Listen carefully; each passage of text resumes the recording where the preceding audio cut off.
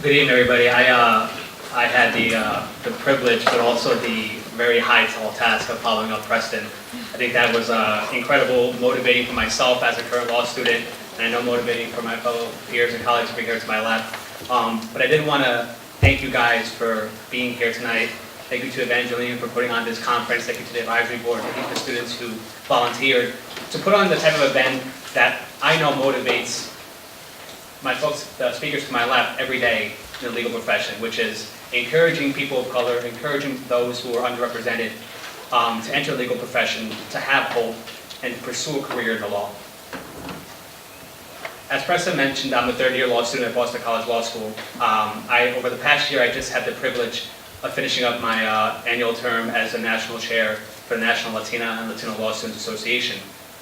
Right now, we're in a transition period, so we elected a new chair, and I'm going to be helping them out to December 31st. But I thought it was fitting for one of my last acts as chair was to speak at this conference and to impart some sort of wisdom and hopefully advice and hope that you guys will go and follow your dreams and your passions and pursue a career in the law.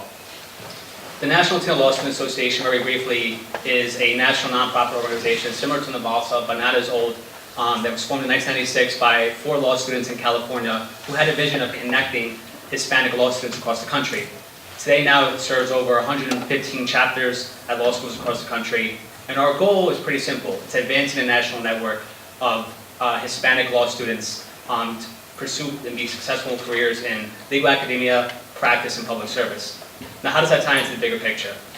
A little bit about myself is, before I came to law school, I was not involved in any type of affinity or diversity student groups. Since coming to law school, it's been one of the things that I've spent the majority of my time on, even more so than class. And that's just to say a little bit about the state of where we are. When I was in college, I had plenty of opportunities to join groups like Forza Latina, the African College Student Association, the Muslim College Student Association, all these different types of opportunities, and I was very heavily involved in student government. But for some reason, it just didn't click. And it wasn't one of the things that I spent most of my time on. And I share that piece of personal history about myself to let you know that the times call for us to step up. When I went to law school, I realized that, holy cow, we really are underrepresented. We really are fighting a fight. We really need to be where we are right now in this moment in time to be in a position to impact change as future attorneys. When I sat in my orientation, looked around, and did not see anybody who looked anything remotely brown or black. That seen anybody who didn't come from diverse social economic backgrounds. And I said, okay, I got to do something about this. First week of class, I got involved with the Latin American Law Student Association, got heavily involved with the Black Law Student Association, partnered with friends at the Muslim Law Student Association, and from then and onwards, I've been involved the last 3 years in law school. These times call for the community to come together and step up. When I was a college student, and even in my years afterwards, I kind of viewed it in an individualistic manner. I went throughout my life hoping that I would eventually become a lawyer and fighting my own individual struggles and seeing what was going on in the world around me and saying, this is difficult, but if I make it on my own, if I do this on my own, like maybe I'll be able to impact some sort of change, some sort of social change as was mentioned. But I realized you cannot do it alone. It's not possible to do it alone. And to think that would be foolish, and it's only causing a disservice to those who I know that everybody in this room wants to help and impact as future lawyers. So when I came to law school, I said, I got to do something different. I got to get involved. I got to partner with our communities. I got to learn more. I got to challenge myself. I got to jump outside the comfort zone. I got to speak Spanish a little bit more. I got to pronounce my name as Pena, not Pena, like I was taught when I was younger. So I was hoping to pass for Italian. And this law school experience taught me a lot more than I could ever learn in the classrooms. And the reason I've learned so much over the last 3 years is not like I mentioned about the academics, but about diversity, about everybody here in this room, about the panel, the speakers to our left, who've shared all their incredible stories and journeys and their aspirations and hopes for all you guys. That's what I've learned throughout law school. And so I cannot do justice to do any better than these speakers have done to my left, but I will tell you that channel what they've imparted on you tonight, and channel my plea, that no matter what you envision your legal career being, know that you will be part of something special, because our time, this moment, calls for it. And I thought I knew, and I worked in government and politics before, I thought I knew how the world operated. I thought I was going to be a big shot attorney one day and do something big. But it was all individualistic. We have to not think that way.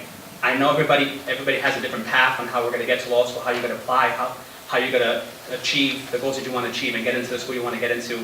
But know that you cannot do it alone, and know that from this day forward, that you look at it as part of a team and look at it as working together in unity, because we owe that to our ancestors before us to get us to have gotten us to this point right now. And we owe that moving forward to make a difference, not only in our country, but in our world. It calls for it in this globalized world where we really need to wake up and say, we cannot sit back anymore. And as attorneys, I realized, that is the profession that we can impact that the most. One of my last pieces of advice is my favorite law school class is American Legal History. American Legal History is basically social studies, but told through the eyes of lawyers. And you realize that in this country, our country's dark past and all the challenges and obstacles that we've overcome and all those that still remain to be overcome, lawyers and activists have been at the forefront. They have been there every step of the way. From the civil rights movement to the abolitionist movement to women's suffrage to today's battles we're facing right now with Islamophobia, to Obergefell. You can go back and pick any area in history and all of the biggest obstacles and challenges that our country's overcome and set a standard for the rest of the world has been because of lawyers at the forefront. Those who have stepped up outside and jumped outside of their comfort zone and said, enough is enough. So please, for tonight, it's not about advice. It's about hearing my plea and hearing the panelists and speakers to my left and those who you've heard the last couple of days. Channel what we've told you and go to law school. It might not be clear exactly what's going to happen over the next 3 years, how you're going to get there, but make a commitment. And when you make a commitment, things happen. And so with that, I wanted to thank you. Please feel free to add me to your network, and I really hope that wish you the best for the next couple of years.